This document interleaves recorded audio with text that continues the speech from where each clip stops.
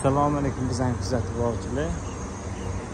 O'z nihoyasiga yetkazdik obyektimizni, xudo xolasa. Ko'rasizlarmi, ham chetlarini to'ldirib chiqdik shu joylarni. Bu yo'llar ham полностью to'ldirilgan. Nimaga? Debdi qishda ishoninglar shunaqangi zo'r effekt beradi. Hamma suvi tepaga ko'tarilgani shu joylardan chiqib ketmaydi umuman.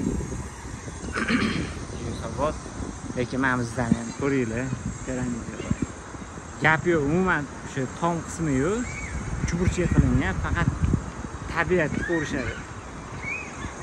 Gap yo'q lekin. Bu Murat building.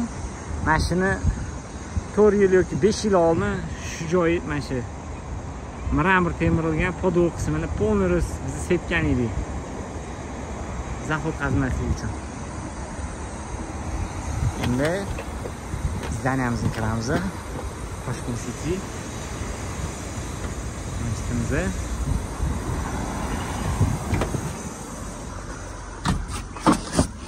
Hoppa.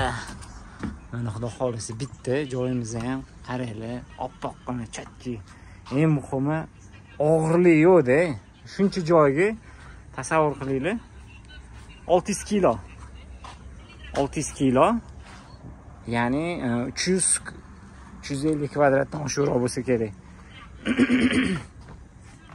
Agar shunaqa joyga lo'mboz bostirsanglar, kamida 10 tonnani bemalol og'irlikda bo'lib qoladi. Mana umuman teshiklar yo'q, hammasi yopilgan. Ko'rasizlarmi, umuman yorug'lik joyi yo'q. Endi xonani harorati vahshiy shedevr.